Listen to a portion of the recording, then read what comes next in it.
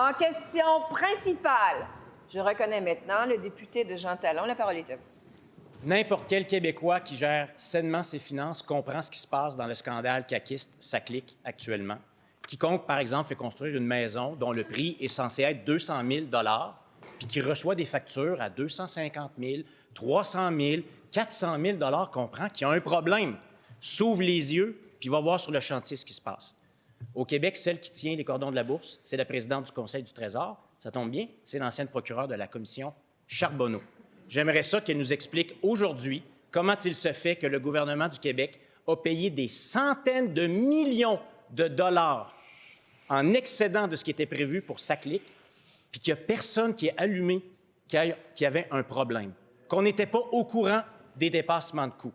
J'aimerais qu'elle nous explique dans quel monde le gouvernement de la CAQ peut continuer à prétendre qu'il n'était pas au courant tout en ayant payé les factures d'excédent par rapport au contrat initial. La réponse de la présidente du Conseil du Trésor. Oui. Merci, Madame la présidente. Partons du premier jalon de cette histoire, le jalon plus récent, qui est le rapport de la vérificatrice générale.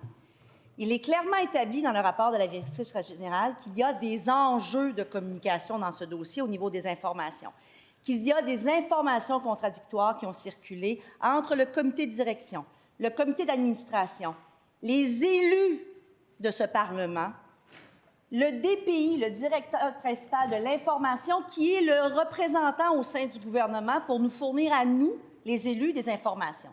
Donc, les élus à tous les niveaux et tous les paliers de décision, selon la vérificatrice générale, ont été floués dans les informations, y incluant les dépassements de coûts.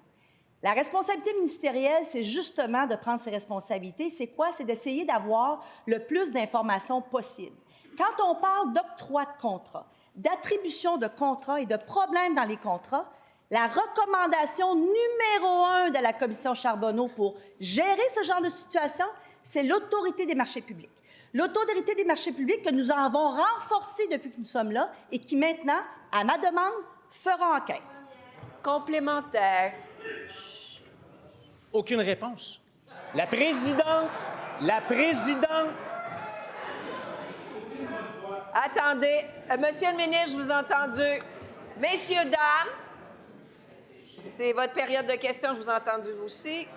C'est trop bruyant, article 32, gardez le silence. Il y a une seule personne qui a le droit de parole ici. On a écouté la réponse et j'aimerais maintenant entendre la question. Monsieur le député, vous avez 26 secondes. La question est la même. Celle qui paye les factures au nom du gouvernement du Québec a continué à payer des centaines de millions de dollars en excédent et continue à prétendre qu'on ne le savait pas. On ne comprend pas ce qui se passe, on ne le sait pas. Ou c'est parce qu'on ne veut pas le voir.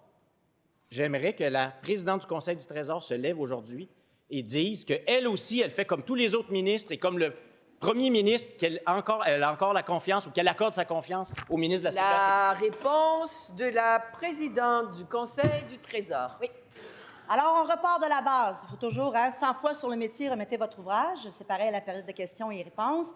On repart de la base. La vérificatrice générale, dans son rapport, elle a fait enquête. C'est une institution auquel nous faisons confiance, affirme que des informations contradictoires, erronées, ont circulé de bas en haut. C'est ce qu'elle affirme. Maintenant, quand on parle de l'octroi particulièrement du contrat, des dépassements de coûts potentiels, du conflit potentiel, des allégations de fausses informations qui circulent, l'Autorité des marchés publics est l'institution qui a été mise en place par ce Parlement suite justement à la recommandation forte et principale de la commission Charbonneau. Deuxième complémentaire.